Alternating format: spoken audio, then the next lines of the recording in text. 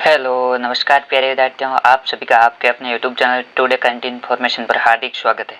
आज के इस सेशन में हम कक्षा 12 हिंदी साहित्य का मॉडल पेपर 2 है वो देखेंगे। हमने पहला मॉडल पेपर है वो पिछली क्लास में देखा था और जो पिछली क्लास है आपको इसी चैनल पर है वो प्ले लिस्ट में मिल जाएगी। आप चैनल पर प्ले लिस्ट में जाकर देख सकते हो। तो चलिए आज का सेशन कुछ मोटिवेशनल लाइनों के साथ शुरू करते हैं कि जीवन में सफल होने के लिए लोगों की बातों से नहीं रातों से लड़ना पड़ता है। कि जीवन में सफल होने के लिए लोगों की बातों से नहीं संघर्ष की रातों से लड़ना पड़ता है। इसलिए हम भी आज संघर्ष करें ताकि आपको है वो परीक्षा में पूरे 80 में से 80 अंक है वो प्राप्त हो सके। आप हमारे साथ जुड़े रहेंगे। हम आपको प्रत्येक विषय के 10-10 मॉडल पेपर हल करवाए जाएंगे, कक्षा 10 और कक्षा 12 के सभी विषय के। इसलिए आप हमारे साथ जुड़े रहे और आपकी तैयारी को बेहतर बनाई। चलिए आज का सेशन शुरू करते हैं। आपका जो पहला प्रश्न है वो एमसीक्यू प्रश्न संबंधित होगा और इसमें पहला प्रश्न है, सूरदास की झोंपड़ी पाठ में सत्ता और पूंजी गठजोड़ का प्रतीक किसे माना गया? जो सूरदास की झोंपड़ी पाठ है उसमें सत्ता और पूंजी का गठजोड़ का प्रतीक है वो किसको माना गया है? उसका आपके है वो जगदर को माना गया है, क्योंकि जो भी कार्य है वो गलत या सही वो जगदर कराता था और हमेशा सत्ता और पूंजी के गठजोड़ का कार्य करता था। इसलिए इसमें आपके ऑप्शन से है वो सही है। उसके बाद दूसरा है, ग्रामीण जीवन में शहरी दवाइयों की जगह किसका प्रयोग आम बात है? ग्रामीण क्षेत्र है उसमें शहरी दवाइयों की जगह प्रकृति से प्राप्त जो फूल और पत्तियां हैं उनका प्रयोग करना एक आम बात है। उसके बाद आपके तीसरा प्रश्न है, लेखक ने महलों में प्रवेश करते ही क्या नहीं देखा? लेखक जब महलों में प्रवेश किया तो उसे उगते हुए सूरज की नेत्री कोमल धूप नहीं दिखाई दी, क्योंकि उस समय है वो बरसात का मौसम था और आसमान है वो बादलों से छाया हुआ था और काले भूरे बादल देखे थे, लेकिन कोमल धूप है वो नहीं देखी थी। चौथा प्रश्न है, वह औरत विश्वनाथ को औरत के रूप में नहीं तो किस रूप में लगी? विश्वनाथ ने जिस औरत को देखा विश्वनाथ को वह औरत के रूप में नहीं लगी, बल्कि उसको जूही की लता के रूप में लगी और फूलों की खुशबू के रूप में भी लगी और चांदनी के रूप में लगी, इन तीनों के रूप में लगी। इसलिए इसमें आपके ऑप्शन दे है उपयुक्त सभी है वो सही होगा। अगला आपके 5वां प्रश्न है, जब सूरदास नैराश्य ग्लानि चिंता और शोक के अपार जल में गोते खा रहा था उस समय आशा की किरण किसने भरी? जब सूरदास है वो निराशा भरी दृष्टि से और चिंता मगन बैठा हुआ था तभी है वो मिटुआ के घिसू ने एक मारी और मिटुआ रोता हुआ घर की तरफ आ रहा था। तब है वो घिसू ने कहा कि आप खेल में ही रोते हो। तब घिसू की इस बात ने वो सूरदास में आशा की किरण भरी कि ये जीवन भी एक खेल है और मैं इस खेल में रहता हूँ। इसमें आपके ऑप्शन दे है वो सही है, क्योंकि उसमें आशा की किरण है वो घिसू ने भरी थी। उसके बाद आपके छठा प्रश्न है, ये दीप अकेला स्नेह भरा पंक्ति में दीप है वो किसका प्रतीक है? जो आपके दीप है वो मनुष्य का प्रतीक है, व्यष्टि यानी व्यक्ति का प्रतीक है। मनुष्य और व्यक्ति दोनों एक ही, इसलिए इसमें आपके ऑप्शन से है वो सही होगा, यानी कि दोनों का ही प्रतीक है। उसके बाद सातवां, उड़ते खग जिस और मुंह किए समझ नीड़ प्यारा पंक्ति का भाव क्या? जिस और पक्षी अपना मुंह करके घोंसला समझकर उड़ते हैं वही भारतीय से इस पंक्ति का भाव है। पक्षी जहां भी उड़कर जाते हैं वहां घोंसला मिल जाता है। दूसरे, यहाँ के व्यक्ति यहाँ कहीं भी आए उन्हें शरण मिल जाती है। तीसरा, किसी भी देश के व्यक्ति यहाँ आए उन्हें शरण मिल सकती है। यहाँ आपके ये भारत देश की जो सांस्कृतिक विशेषता है उसके बारे में बताया गया कि भारत में कोई भी व्यक्ति कहीं से आए उन्हें शरण मिल जाती है। इसमें आपके ऑप्शन दे उपयुक्त सभी है वो सही है। उसके बाद 8वां प्रश्न है, अपने मन की खींच को घोड़ो पंक्ति का क्या है? मन की खींच को घोड़ने का अर्थ है मन के जो विकार है, मन में जो बुरे विचार है उनको दूर करो। इसमें आपके ऑप्शन दे है वो सही होगा। उसके बाद 10 है, अरे जब फूट जाए तबे चलत आवे है कथन से चौधरी साहब की किस मनोवर्ती का आभास होता है? ये जो कथन है आपके चौधरी साहब ने कहा और उनकी जो रईसी प्रकृति है उनका आभास होता है कि वो रईस थे। इसमें आपके ऑप्शन से है वो सही होगा। उसके बाद 10वां प्रश्न है, गांधी जी हर दिन घूमने जाते समय सड़क के किनारे कुटिया में क्या करने जाते थे? गांधी जी जब सुबह सुबह घूमने जाते तो सड़क किनारे जो कुटिया बनी हुई थी उसमें जो दिल के मरीज थे उनसे हालचाल पूछने जाते थे। इसमें आपके ऑप्शन से है वो सही है। आगे 11वां प्रश्न है, ढेले चुन लो निबंध में किस पर चोट की गई? ढेले चुन लो जो निबंध है उसमें जो समाज में व्याप्त अंधविश्वास है उन पर चोट की गई। इसमें आपके ऑप्शन ए है वो सही है। उसके बाद 12वां प्रश्न है, निम्नलिखित में से कौन सा कविता का घटक नहीं है? शब्द है वो कविता का घटक है, छंद भी कविता का घटक है और भाषा भी कविता का घटक है, लेकिन वाद्य यंत्र है ये कविता का घटक नहीं, ये एक संगीत का घटक है। इसमें आपके ऑप्शन से है वो सही होगा। उसके बाद 13वां प्रश्न है, समाचार लेखन की श्रेष्ठ शैली कौन सी? समाचार लेखन की श्रेष्ठ शैली है वो है उल्टा पिरामिड शैली। इसमें आपके ऑप्शन बे है वो सही है। उसके बाद 14वां प्रश्न है, संवाददाताओं की रुचि और ज्ञान को ध्यान में रखकर उनके काम के विभाजन को क्या कहा जाता है? संवाददाताओं की रुचि और ज्ञान को ध्यान में रखकर उनके बीच जो काम का विभाजन किया जाता है उनको बीट कहा जाता है। इसमें आपके ऑप्शन बे है वो सही है। उसके बाद 15 प्रश्न है, सुव्यवस्थित सृजनात्मक व आत्मनिष्ठ लेखन क्या कहलाता है। सुव्यवस्थित सृजनात्मक और आत्मनिष्ठ लेखन है वो फीचर कहलाता है। इसमें आपके ऑप्शन ड है वो सही। ये फीचर की परिभाषा आपको विशेष रूप से ध्यान में रखने की। सुव्यवस्थित सृजनात्मक और आत्मनिष्ठ लेखन है वो फीचर कहलाता है। और रिपोर्ट है वो किसी घटना का वर्णन होता है। और स्तंभ लेखन है वो संपादक के पत्र के रूप में लिखा जाता है और संपादक के नाम पत्र, इसमें भी आपके जो खबर दी हुई उसमें अपने विचार लिखे जाते हैं। उसके बाद आपका जो दूसरा प्रश्न है वो व्याकरण से संबंधित होगा और इसमें रिक्त स्थानों के रूप में 6 प्रश्न है वो पूछे जाएंगे। ये आपके अलंकार, छंद, गुण इनसे पूछे जाएंगे। इसमें पहला है, ओज गुण में खासगा वर्ण की प्रधानता होती है। ओज गुण में आपके द्वित्व वर्ण है, संयुक्त वर्ण है और पुरुष यानी कठोर वर्ण है, इनकी प्रधानता होती है। उसके बाद दूसरा है, काव्य की शोभा का अपकर्ष करने वाले खालजगा कहलाते हैं। काव्य की शोभा का अपकर्ष यानी कि काव्य की शोभा को कम करने वाले क्या कहलाते हैं। किसी भी चीज को कम करने वाला हमेशा दोष कहलाता है। काव्य की शोभा का कम करने वाले है वो काव्य दोष कहलाते हैं। उसके बाद तीसरा है, छंद के बीच में जो थोड़ा सा ठहराव होता है उसको क्या कहा जाता है। छंद के बीच में जो थोड़ा सा ठहराव होता है उसको यति कहा जाता है और ये छंद की जो रफ्तार होती है उसको गति कहा जाता है। उसके बाद आपके चौथा प्रश्न है, कुंडलिया छंद के प्रत्येक चरण में खालजगा मात्राएं होती है। कुंडलिया छंद के प्रत्येक चरण में आपके 24 मात्राएं होती है और कुंडलिया एक सममात्रिक छंद है। आपसे यह भी पूछा जा सकता है कि कुंडलिया किस प्रकार का छंद है। कुंडलिया एक सममात्रिक छंद है और जिसके प्रत्येक चरण में 24 मात्राएं होती है। 5 है, जब कविता में उपमेय का उपमान से उत्कर्ष दिखाया जाता है वहां खालजगा अलंकार होता है। उपमेय यानी कि जो प्रस्तुत है, प्रस्तुत का जो अप्रस्तुत है उससे बढ़िया दिखाया जाता है। जैसे कि सीता का मुख है, सीता की मुख की तुलना चांद से की जाती है। यहाँ सीता प्रस्तुत है, सीता उपमेय और उपमान है वो चांद है। सीता के मुख को चांद से भी श्रेष्ठ बताना ये व्यतिरेक अलंकार कहा जाता है, क्योंकि इसमें बात है वो बढ़ा चढ़ाकर बताई जाती है। उसके बाद आपके छठा प्रश्न है, जो रहीम ओछो बढ़े तो अति इतराय प्यादे ते फर्जी भयो टेढ़ो टेढ़ो जाए कवि पंक्ति में कौन सा अलंकार है। इसमें आपके दृष्टांत अलंकार है, क्योंकि इसमें बताया गया है कि जो ओछा व्यक्ति होता है वो अधिक इतराता है। जिस प्रकार किसी व्यक्ति को फर्जी पद है वो मिल जाता है तो वो हमेशा टेढ़ा टेढ़ा चलता है। ये दृष्टांत देकर बताई गई। इसमें उदाहरणों के माध्यम से बात है वो बताई जाती है, इसलिए इसमें आपके दृष्टांत अलंकार है। इसके बाद आपका जो तीसरा प्रश्न है वो अपठित गद्यांश से संबंधित होगा और इसमें भी आपके गद्यांश से संबंधित 6 प्रश्न है वो पूछे जाएंगे। आज का अपना गद्यांश है, संस्कृति के आंतरिक अंगों पर भारत में विशेष बल दिया गया है। धर्म ग्रंथों में अच्छे मनुष्य के लक्षण बतलाए गए हैं। जो संस्कृति है, संस्कृति के जो आंतरिक अंग है भारत में उन अंगों पर विशेष रूप से बल दिए गए। जो भारत के धार्मिक ग्रंथ है उनमें है वो अच्छे मनुष्यों के लक्षण बताए गए हैं। जैसे कि मनुस्मृति में धृति, क्षमा, दया, अस्तेय, शौच, इंद्रिय निग्रह, धी, विद्या, सत्य और एक्रोध धर्म के वो 10 लक्षण बताए गए हैं। आपके जो मनुस्मृति में है वो धर्म के 10 लक्षण बताए गए हैं। वे सब भारतीयों की मानसिकता और आध्यात्मिक संस्कृति के अंग है। ये जो धर्म के 10 लक्षण है ये भारतीयों की मानसिकता और आध्यात्मिक संस्कृति है उसके अंग है। श्रीमद् भागवत गीता में देवी संपदा वालों के लक्षण दिए गए जिनमें अभय को पहला स्थान दिए गए। श्रीमद् भागवत गीता में देवी संपदा वालों के जो लक्षण बताए गए उसमें अभय यानी निडरता को पहला स्थान दिया गया है कि हम निडर होकर कोई भी कार्य कर सकते हैं। स्थित प्रज्ञा के लक्षण दूसरा अध्याय, सात्विक चीजों के लक्षण 17वां अध्याय आदि सब भारतीय संस्कृति के अनुकूल सभ्य और शिष्ट पुरुष के लक्षण है। इसलिए सभी महाकवि ऐसे लक्षणों से भरे पड़े हैं। रघुवंश में रघुकुल राजाओं के जो गुण बतलाए गए वे न केवल भारत के सांस्कृतिक आदर्शों के परिचय के बल्कि उनसे अतीत का भव्य चित्र हमारे सामने आ जाता है। जो रघुवंश के जो रघुकुल के राजा थे, जैसे राजा राम है, राजा दशरथ है, उनके जो गुण है वो भारत के सांस्कृतिक आदर्शों के परिचय के और उनसे अतीत का भव्य चित्र है वो भी हमारे सामने आता है। इस प्रकार ये आप जो अपठित गद्यांश है ये बहुत ही ईजी होता है। आपको इसको 1-2 बार पढ़कर उसका भाव समझकर आपको इसका उत्तर है वो देना है। इसमें पहला प्रश्न है, उपयुक्त गद्यांश का उचित शीर्षक दीजिए। ये जो गद्यांश है इसका शीर्षक क्या है। इसका शीर्षक आप लिख सकते हो भारतीय संस्कृति या संस्कृति की विशेषताएं। उसके बाद दूसरा प्रश्न है, मनुस्मृति में धर्म के कितने लक्षण बताए गए। मनुस्मृति में धर्म के 10 लक्षण बताए गए। आपको बाद में इन लक्षणों के नाम भी लिखना है कि मनुस्मृति में धृति, क्षमा, दया, अस्तेय, शौच, इंद्रिय निग्रह, धी, विद्या, सत्य और एक्रोध है ये धर्म के 10 लक्षण बताए गए। उसके बाद तीसरा प्रश्न है, श्रीमद् भागवत गीता में देवी संपदा वालों के लक्षणों में पहला स्थान किसे दिया गया है। श्रीमद् भागवत गीता में देवी संपदा वालों के लक्षणों में पहला स्थान है वो अभय यानी निडरता को दिया गया। हम निडर होकर कोई भी कार्य वो कर सकते हैं।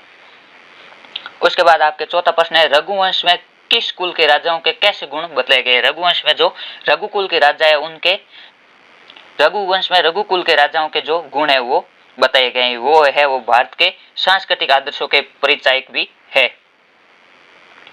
उसके बाद आपके 5वां प्रश्न है धर्म के लक्षण है वो किसके अंग है? धर्म के लक्षण है वो भारतीयों की मानसिकता और आध्यात्मिक संस्कृति के अंग है। ये आपके चौथी लाइन में इसका उत्तर है। उसके बाद आपके 6ठा प्रश्न है भारत के सांस्कृतिक आदर्शों के परिचय किसे बताए गए? भारत के जो सांस्कृतिक आदर्श है उनके परिचय क्या है? वो रघुकुल के राजाओं के गुणों को बताया गया है। जो रघुकुल के श्रेष्ठ राजा थे उनके गुणों को है वो भारतीय सांस्कृतिक आदर्शों के परिचय बताए गए। इस प्रकार आपके ये अपठित गद्यांश पूछा जाता है।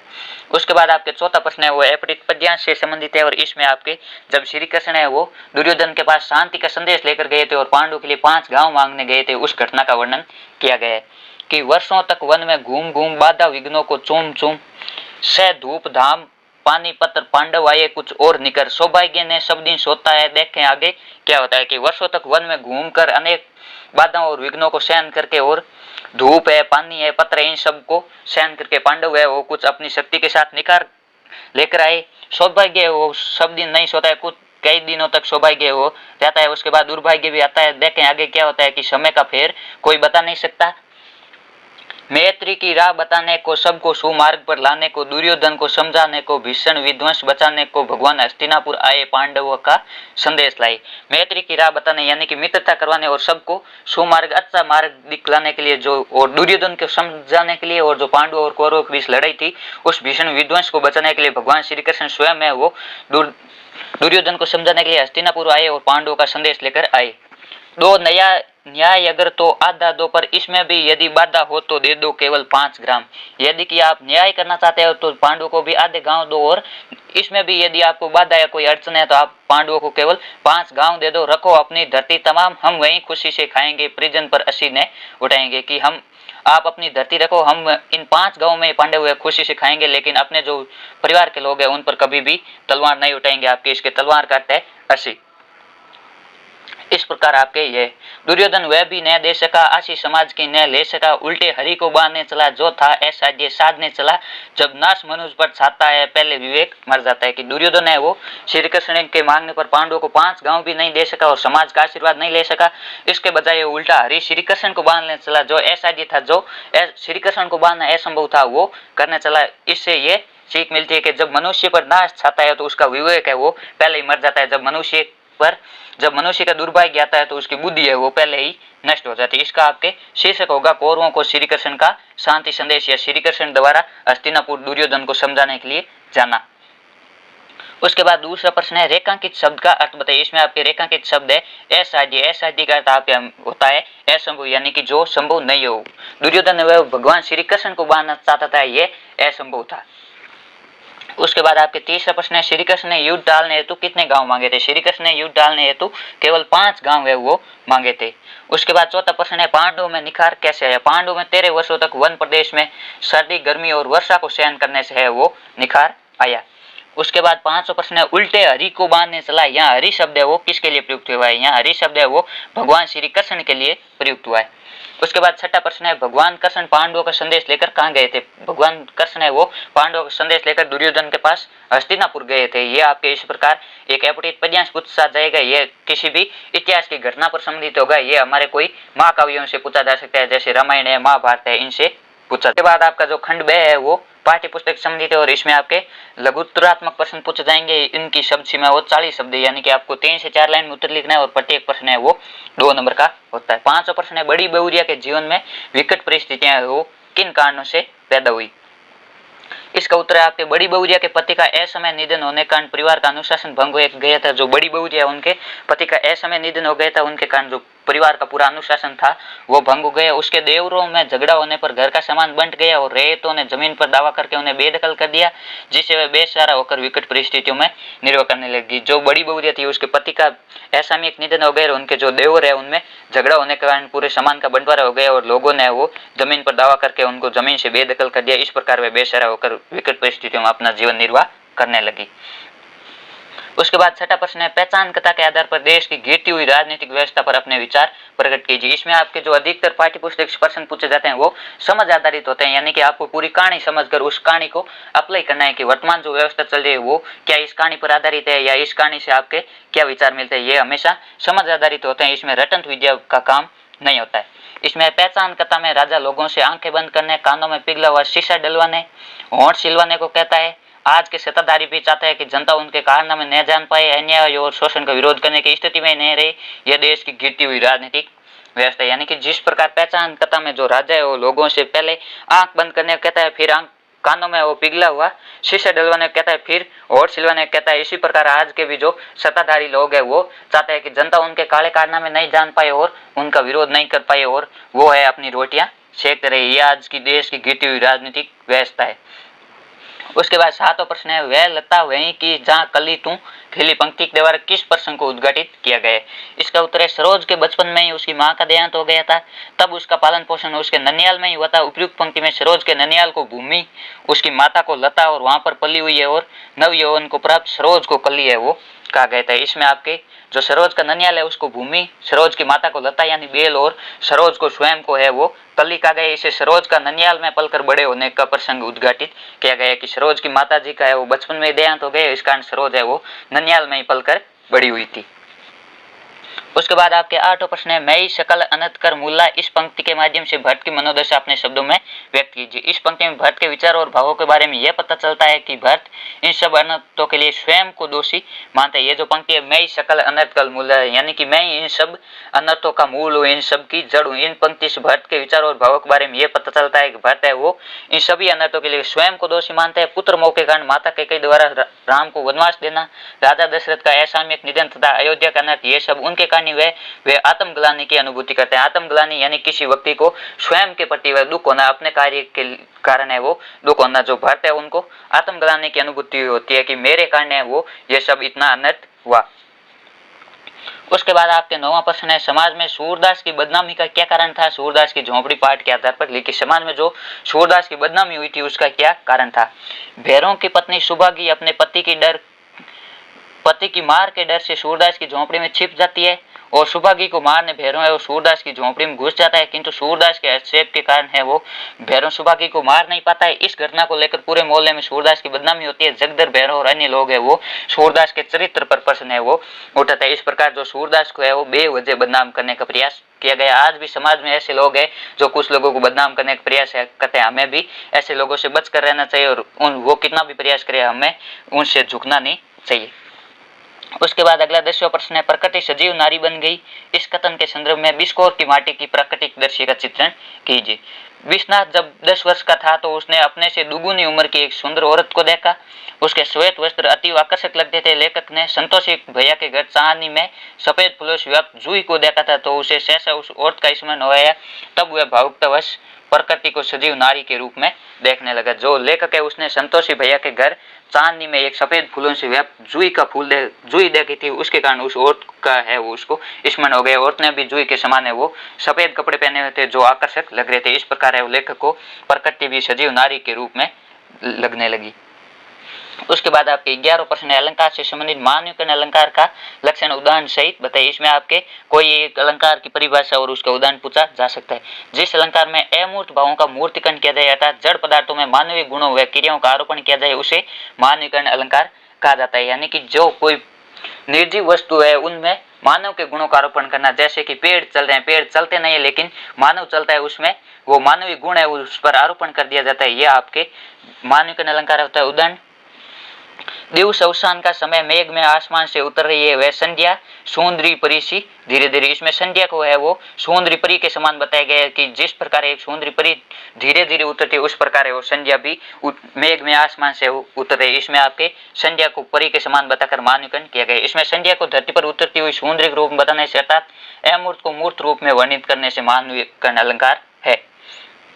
उसके बाद आपके 12वां प्रश्न है, कविता में बिंब और छंद का क्या महत्व है? बिंब और छंद कविता को इंद्रियों से महसूस करने में सहायक है।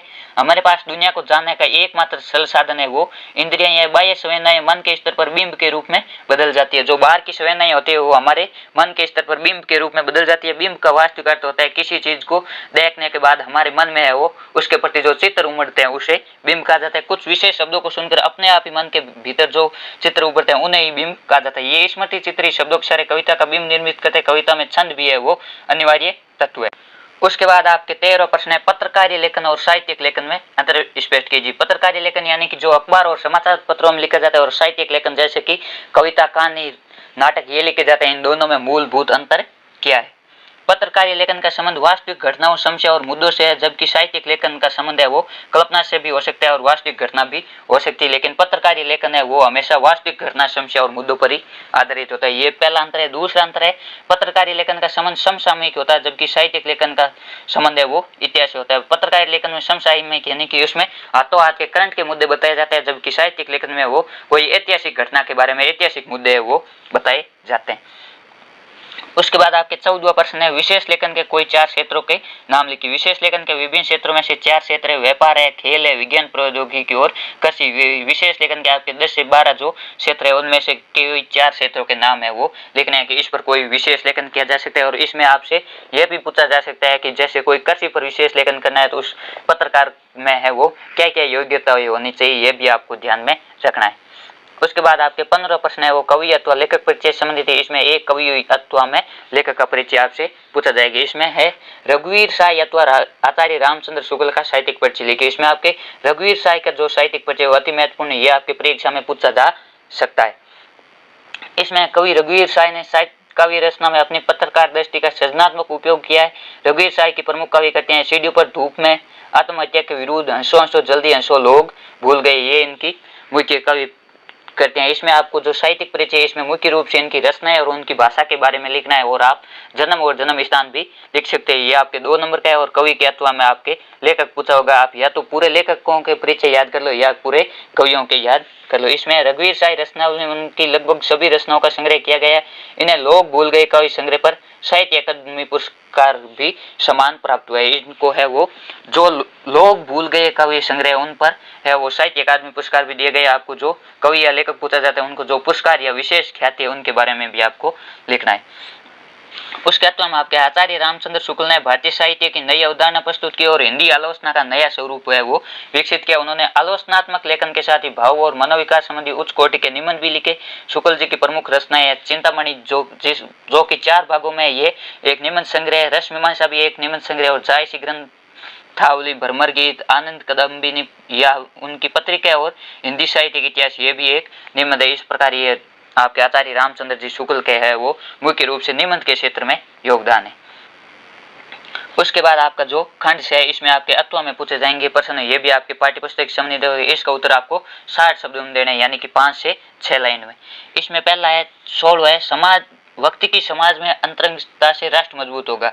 ये दीप अकेला कविता के आधार पर इस कथन के संदर्भ में अपने विचार व्यक्त कीजिए। यानी कि व्यक्ति जब समाज में घुल मिल जाएगा, समाज के साथ चलेगा तो इससे राष्ट्र मजबूत होगा। इसको आपको इसकी व्याख्या वो करनी है। ये दीप अकेला कविता में कवि अज्ञे ने दीपक को मनुष्य के प्रतीक स्वरूप लिया। जिस प्रकार एक अकेला दीपक समर्थ हुए अपना प्रकाश दूर दूर तक नहीं फैला सकते, वही दीपक अनेक दीपकों की कतारों में रखे जाने से अधिक जगमगाने लगता है। यही व्यक्ति और समाज की अंतरता है जिससे राष्ट्र मजबूत होता है। अतः अज्ञे जी कविता के माध्यम से व्यक्तिगत सत्ता को सामाजिक सत्ता से जोड़ने पर बल देते हैं कि जिस प्रकार एक दीपक है वो अकेला है, सर्वगुण संपन्न है, वह जल भी सकता है और प्रकाश भी फैला सकता है, लेकिन दूर दूर तक प्रकाश नहीं फैला सकता। उसी प्रकार एक सर्वगुण संपन्न व्यक्ति है वो अकेला कुछ नहीं कर सकता। यदि वह समाज के साथ मिलकर, समाज के सभी लोगों के साथ मिलकर कार्य करेगा तो अपना राष्ट्र है वो मजबूत होगा। इस प्रकार जो व्यक्तिगत सत्ता है उसको सामाजिक सत्ता से जोड़ने पर बल दिया गया है। इसके अलावा विद्यापति के पदों पर नायिका राधा की वीर्य वेदना अपने शब्दों में व्यक्त कीजिए। विद्यापति के जो पद है उनमें नायिका राधा की जो वीर्य वेदना उनको अपने शब्दों में है वो व्यक्त करना है। कवि विद्यापति ने नायिका राधा की वीर चेष्टाओं को प्रकृति के माध्यम से व्यक्त किया। संयोग की स्मृतियां योग काल में प्रकृति के देवर उद्दीपित होती है कि सावन मास आ गया है, जिसमें होने वाली वर्षा को देखकर नायिका को अपने प्रियतम की अधिक याद आने लगती है। सुंदर खिले पुष्पों को देखकर तथा कोयल व भंवरे के मधुर गान को सुनकर राधा को अपने प्रिय कृष्ण की याद है वो तीव्र वेदना से भर देती है। इसलिए वह अपनी आंखों को बंद कर लेती है और कानों को ढक लेती है। जो आपके वर्षा ऋतु में है वो सुंदर खिले हुए फूल है उनको देखकर है वो राधा अपनी आंखें बंद कर लेती है, और जब कोयल और भंवरों का जो मधुर गान होता है उनको सुनकर वो अपने कानों को ढक लेती ताकि उनकी आवाजें उन तक नहीं पहुंच पाए, और ये आवाजें उनके वीर वेदना को बढ़ाती है। उसके बाद आपके 17 प्रश्न है, आज का कबूतर अच्छा है कल के मोर से, आज का पैसा अच्छा है कल की मोहर से, आंखों देखा ढेला अच्छा ही होना चाहिए लाखों को उसके तेज पेन से। कथन का आशय सुमरिनी के मन के पाठ के आधार पर स्पष्ट कीजिए। यानी कि आज का कबूतर अच्छा है कल के मोर से, आज का पैसा अच्छा है कल की मोहर से, आंखों देखा ढेला अच्छा ही होना चाहिए लाखों को उसके पेन से। यानी कि जो कार्य हम कल करें उसे कल के बजाय आज करना बेहतर है। यदि हमें थोड़ा फायदा कम हो तो भी हाथों हाथ कोई कार्य करना है वो बेहतर होता है। इसका आपके अतः लेखक के कथन का आशय है कि कल की प्रथा या रूढ़ परंपरा भले ही अच्छी मानी जाती थी, परंतु वे आज के युग में उचित नहीं हो सकती। जो प्राचीन समय की परंपरा है उस समय वो प्रासंगिक थी, उस समय उचित थी, लेकिन आज है वो उचित हो ये कोई जरूरी नहीं है। इसलिए हमें भी समय परिवर्तन के साथ चलना चाहिए। आकाशीय पिंडों अर्थात ग्रहों के आधार पर पत्नी का चयन करने के बजाय प्रत्यक्ष व्यवहार और चाल चलन को देखकर पति या पत्नी चुनने चाहिए। रूढ़ियों के अंधानुकरण की अपेक्षा वर्तमान के अनुसार चलना है वो ठीक रहता है। इसमें लेखक के कथन का मूल भाव यह है कि हमें जो ग्रह है या जो राशि है उनके बजाय पत्नी का चयन करने के बजाय वो प्रत्यक्ष व्यवहार और उनकी चाल चलन को देखकर पति या पत्नी का चुनाव करना चाहिए। रूढ़ियों के अंधानुकरण की अपेक्षा वर्तमान के अनुसार ही चलना ठीक है, यानी कि कोई कार्य प्रत्यक्ष आंखों से देखकर वो करना चाहिए। हमें अंधविश्वास पर विश्वास नहीं करना चाहिए। इसके अथवा में सिंगरौली की उर्वरा भूमि तथा उस इलाके की संपदा ही उसके लिए अभिशाप बन गई सिद्ध की थी। जो सिंगरौली की उर्वरक भूमिका थी और उस इलाके में जो संपदा थी, यानी कि उस इलाके में जो खनिज था, वही उसके लिए अभिशाप बन गई, यानी कि वही उनके लिए नुकसानदेह बनी। ये कैसे आपको सिद्ध करना है। सिंगरौली की उर्वरक भूमि तथा अतुलनीय संपदा उसके लिए विकास के नाम पर अभिशाप बन गई। विस्थापन की लहर रियंद बांध बनने से शुरू हुई, जिसके कारण अनेक गांव उजाड़ दी गई। नई योजनाओं के अंतर्गत सेंट्रल कोल फील्ड और national super thermal power corporation का निर्माण हुआ। हरियाली को खत्म कर पक्की सड़कें और पुल बनाए गए। विकास के खेल में प्रकृति और मानव का कितना विनाश हुआ ये किसी ने नहीं देखा। यानी कि जो सिंगरौली की उर्वर भूमिका और वहाँ की अतुलनीय संपदा, वहाँ पर जो कोयला और वहाँ की जो नदियां थी, वही उनके लिए विकास के नाम पर अभिशाप बन गई। इसके कारण हजारों लोगों को विस्थापित होना पड़ा और हरियाली है वो भी खत्म हो गई। उसके बाद आपके 18वां प्रश्न है, धरती का वातावरण गर्म क्यों हो रहा है? इसमें यूरोप और अमेरिका की क्या भूमिका है, टिप्पणी कीजिए। धरती का वातावरण गर्म होने में यूरोप और अमेरिका की अहम भूमिका है, क्योंकि ये संसार के विकसित देशों की श्रेणी में आते हैं। इन देशों के बड़े बड़े कारखानों से निकलने वाली कार्बन डाइऑक्साइड गैसों ने मिलकर धरती के तापमान को 3 डिग्री सेल्सियस तक बढ़ा दिया है। वातावरण का यह परिवर्तन संसार को विनाश की ओर ले जा रहा है। विकसित औद्योगिक सभ्यता के हिमायती देशों का सारा विश्व है इसकी चपेट में आ चुका है। यानी कि जो धरती का वातावरण है उसमें गर्म होने में यूरोप और अमेरिका की महत्वपूर्ण भूमिका है। ये जो विकसित देश है इनमें बड़े बड़े कारखानों से जो कार्बन डाइऑक्साइड निकलती है उसके कारण वो धरती का तापमान 3 डिग्री तक बढ़ गया है। और ये जो परिवर्तन है वो संसार को विनाश की ओर ले जा रहे हैं। और विकसित औद्योगिक सभ्यता के जो हिमायती देश है उनके कारण वो सारा विश्व है वो ये तापमान वृद्धि की चपेट में आ चुका है। इसके अथवा में ऐसी कौन सी स्मृति है जिसके साथ लेखकों को मृत्यु का बहुत अजीब तौर पर जुड़ा मिलता है? बिस्कोर की माटी पाठ के आधार पर लिखिए। बिस्कोर की उस औरत की स्मृति के साथ लेखक को मृत्यु का बहुत अजीब तौर से जुड़ा मिलता है। वह औरत सफेद रंग की साड़ी पहने रहती है, उसके घने काले केस है, वो संवरे हुए आंखों में पता नहीं कैसी आद्र बहता है, वह सदा व्याकुल नजर आती है। उसके सामने आते ही कला के हर रूप का आस्वाद भी मिलता है। इस तरह वह सुख और दुख है वो बहुत कराती रहती है। उसके बाद आपका जो खंड दे है वो निम्नात्मक प्रश्नों से संबंधित है और इसमें आपके 19वां प्रश्न है वो है गद्यांश की सह प्रसंग व्याख्या करनी। इसमें गद्यांश है, इस भीड़ में एक सूत्रता थी या न जाति का महत्व था न भाषा महत्व उद्देश्य का था, और वह उद्देश्य और सबका समान था, जीवन के प्रति कल्याण की कामना। यानी कि जो हर की पौड़ी पर भीड़ थी उसमें एक सूत्रता थी, उसमें किसी भी प्रकार का जाति का कोई भेदभाव नहीं था, भाषा का कोई भेदभाव नहीं था, वहाँ सभी लोगों का एक ही उद्देश्य था, जीवन के प्रति कल्याण की कामना। इस भीड़ में दौड़ नहीं थी, अतिक्रमण नहीं था और अनोखी बात यह थी कि कोई भी शरणार्थी सैलानी आनंद में डुबकी नहीं लगा रहता है। यानी कि इस भीड़ में वो दौड़ नहीं थी, लोग अनुशासित थे और कोई भी अतिक्रमण एक दूसरे को धक्का मुक्की नहीं कर रहे थे, बल्कि स्नान से ज्यादा समय वो ध्यान ले रहा था। लोग है वो स्नान करने के बजाय ध्यान मग्न में ज्यादा थे। दूर जलधारा के बीच एक आदमी सूर्य को और उन्मुख हाथ जोड़े खड़ा था। उसके चेहरे पर इतना विभोर विनीत भाव था मानो उसने अपना सारा अहम त्याग दिया। यानी कि एक व्यक्ति है वो दूर जलधारा के बीच खड़ा था और उसका भाव देखकर ऐसा लग रहा था कि उसने अहम का भाव त्याग दिया। उसके अंदर सबसे जनित कोई कुंठा शेष नहीं, वह शुद्ध रूप से चेतन स्वरूप आत्माराम और निर्मलानंद है। इसमें आपको सबसे पहले प्रसंग लिखना है कि ये गद्यांश किस पाठ से लिए गए और इसके लेखक कौन है और लेखक की कौन सी रचना से लिया गया। इसमें आपके 3 पार्ट होते हैं, प्रसंग, व्याख्या और विशेष। विशेष में आपको भाव पक्ष और कला पक्ष दोनों लिखने होते हैं। 1 नंबर का विशेष, 1 नंबर का प्रसंग और 3 नंबर की आपके व्याख्या होती है। इसमें है प्रस्तुत गद्यांश ममता कालिया की दूसरा देवदास कहानी से ले गए। इसके आपके जो लेखिका है वो है ममता कालिया और कहानी का नाम है दूसरा देवदास। संभव अगले दिन पुनः गंगा तट पर बैठकर लड़की से मिलने का चिंतन करता रहा। गंगा पर उसने अलग ही तरह की भीड़ देखी। इसमें उसी स्थिति का वो जो गंगा पर है वो अलग तरह की भीड़ थी, उसी स्थिति का वर्णन किया गया है। इसकी व्याख्या, हर की पौड़ी पर जो भीड़ थी उसमें बिखराव अनुशासनहीनता जैसी बात नहीं थी। वह भीड़ ऐसे लगी जैसे एक धागे में पिरोई हुई हो।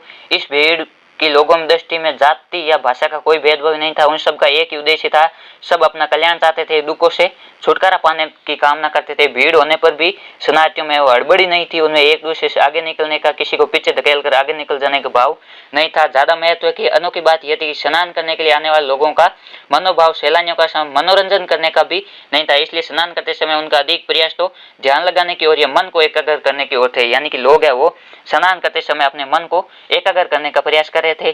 कुछ दूरी पर जलधारा में एक व्यक्ति तो सूर्य की ओर मुंह खड़े करके हाथ जोड़कर खड़ा था। वह श्रद्धा भक्ति भाव में डूबा हुआ था। उसके चेहरे पर इतना आत्मसुख और विनम्र भाव था कि मानो उसने अपना सारा अहंकार यानी घमंड त्याग दिया और उसमें अब कोई कुंठा बची नहीं हो। वह शुद्ध रूप से चेतन स्वरूप आत्मा में भावमग्न और निर्मल आनंद रूप ही प्रतीत होता था। यानी कि गंगा की जलधारा में वो सभी लोग अपने जो अंदर कुंठा थी और अपना अहंकार था उनको छोड़ने का प्रयास कर रहे थे। इसका आपके विशेष है, लेखक ने गंगा तट की भीड़ को अन्य शहरों आदि की भीड़ से अलग तरह की भीड़ बताई गई। यानी कि इसमें कोई भी हड़बड़ाहट नहीं थी, सामान्य भीड़ में वो हड़बड़ाहट होती है। श्रद्धा भक्ति के भाव का मनोभावानुकूल वर्णन किया गया। जो श्रद्धा और भक्ति का भाव उसको मनोभाव के अनुकूल वर्णन किया गया है।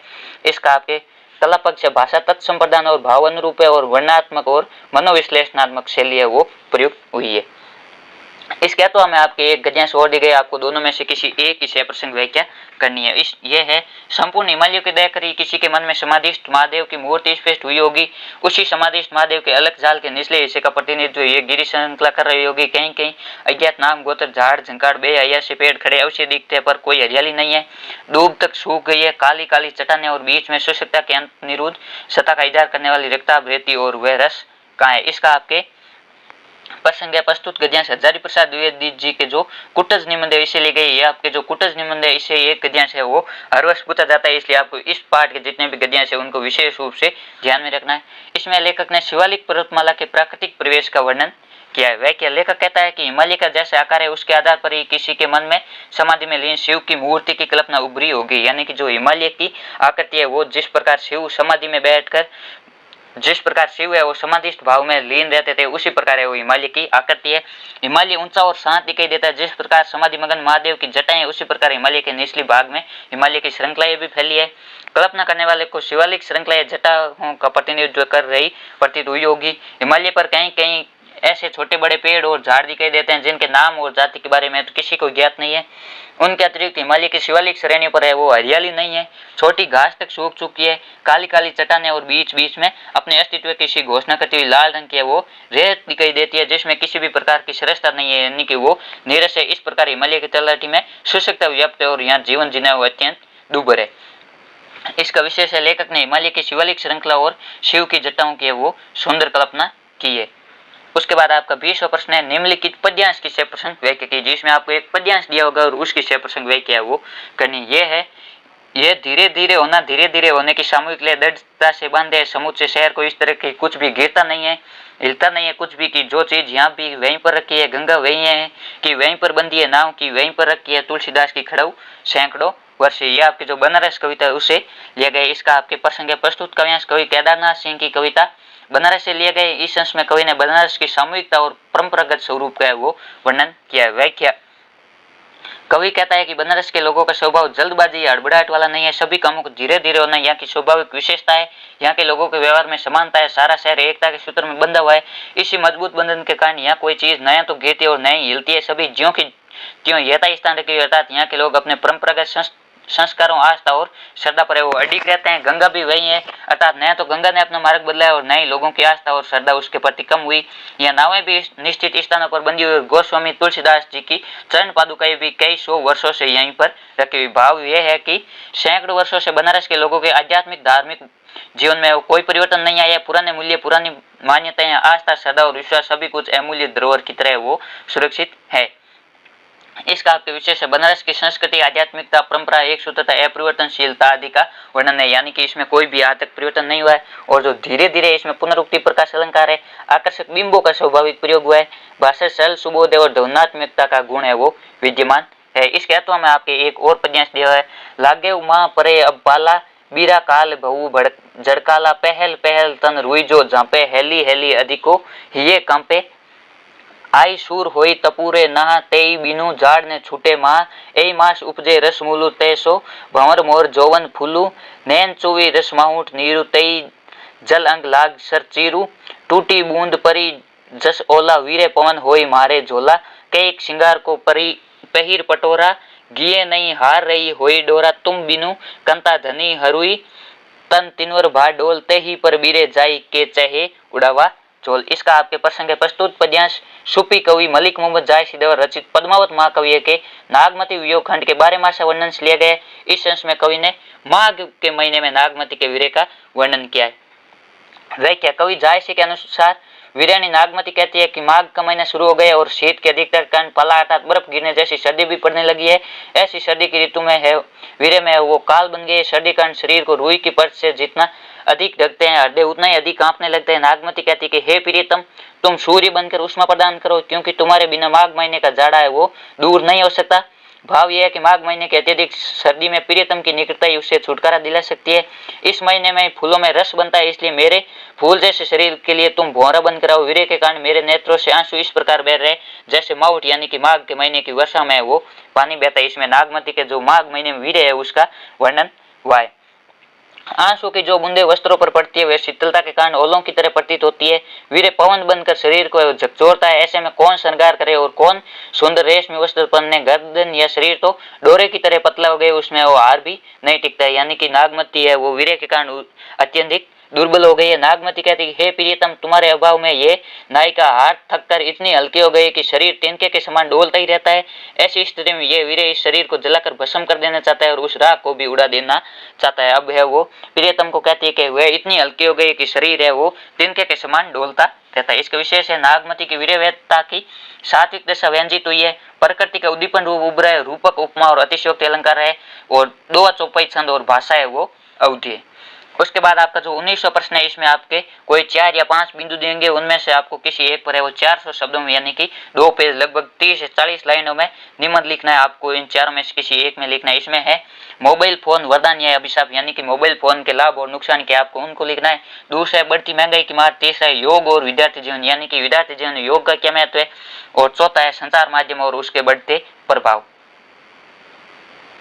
इसमें आपके है मोबाइल फोन वरदान या अभिशाप, इसके संकेत बिंदु है प्रस्तावना है, मोबाइल फोन का बढ़ता प्रभाव है, मोबाइल फोन से लाभ यानी कि वरदान और मोबाइल फोन से हानि यानी कि अभिशाप और अंत में आपको है उपसार लिखना है। ये आप निबंध पढ़ लेना और आपको इस मॉडल पेपर की जो पीडीएफ है वो हमारे टेलीग्राम ग्रुप पर मिल जाएगी और टेलीग्राम ग्रुप का लिंक है वो इस वीडियो के डिस्क्रिप्शन दिया गया है और आप वहां से जाकर टेलीग्राम ज्वाइन कर सकते हो। और आप यदि हमारे चैनल पर नए हैं तो चैनल को सब्सक्राइब करें और अपने दोस्तों के साथ भी शेयर करें ताकि उनको भी इन मॉडल पेपरों का फायदा मिल सके और आपको कक्षा 10 और कक्षा 12 के सभी विषयों के 10-10 मॉडल पेपर है वो इसी चैनल पर हल किए जाएंगे, इसलिए जुड़े रहिए। धन्यवाद।